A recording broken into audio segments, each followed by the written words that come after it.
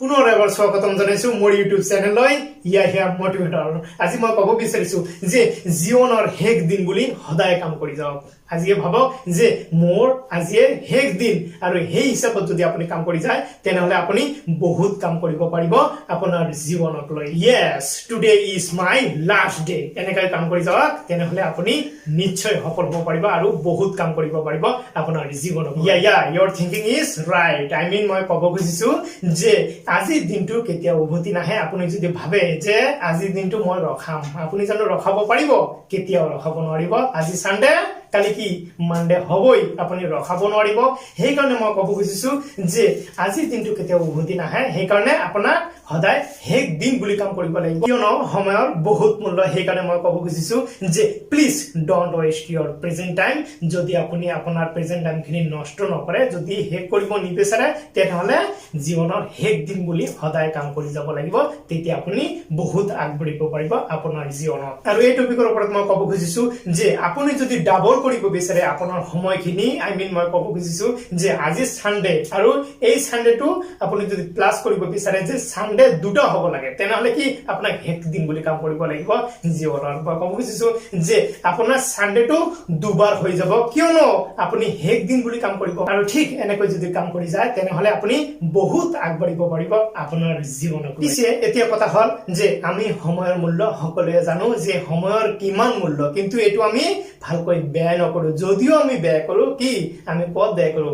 PUBG. যিকোনো হওক আপোনালোকে বেয়া নাপাব, লৰাবিলাকৰ ক্ষেত্ৰত মই কৈছো যে আপোনালোকে কি পাবজি খেলি আছে, খেলক। পাবজি খেলিবলৈ মই হাক দিয়া নাই, কিন্তু দিন ৰাতি এইটো কি আপুনি পাবজি খেলি থাকিব কি এইটো কি উপকাৰত আহিব? আপোনাৰ চকুৰ ক্ষতিহে হ'ব। ইয়াৰ বিপৰীতে মই ক'ব খুজিছো টিকটক। আপোনালোকে সকলোৱে কি টিকটক দেখে, আপুনি কিবা এটা শিকিব পাৰিব।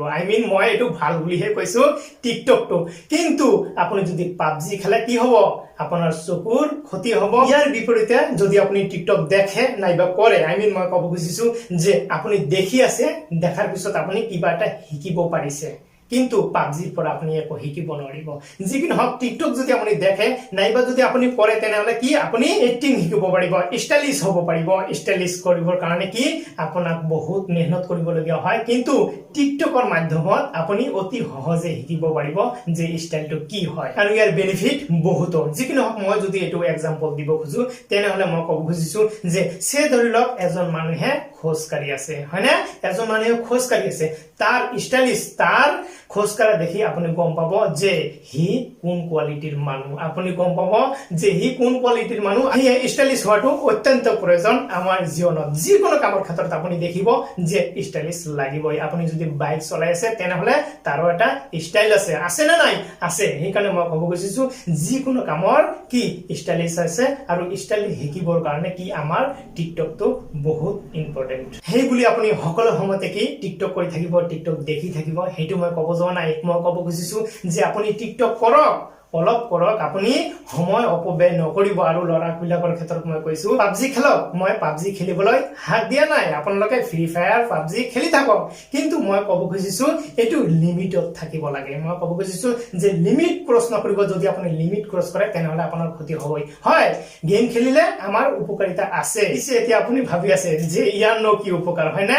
সকলো বস্তুৰে উপকাৰ আছে। মই ক'ব খুজিছো যদি আপুনি গেম খেলে তেনেহলে কি আপুনি চোকা হ'ব, যিকোনো কামত সোনকালে কৰিব পাৰিব, আপুনি স্পিডলি কাম কৰিব পাৰিব। কিন্তু সেই বুলি যে আপুনি সকলো সময়তে কি গেমখন খেলি থাকিব, এইটো মই ক'ব যোৱা নাই। আজিৰ দিনটোৱে যদি আপোনাৰ, তেনেহলে আপুনি কিয় অপব্যয় কৰিব? সেইকাৰণে মই কৈছো আজিয়ে শেষ দিন বুলি জীৱনত কাম কৰি যাওক। নিশ্চয় আপুনি বহুত কাম কৰিব পাৰিব আপোনাৰ জীৱনক লৈ।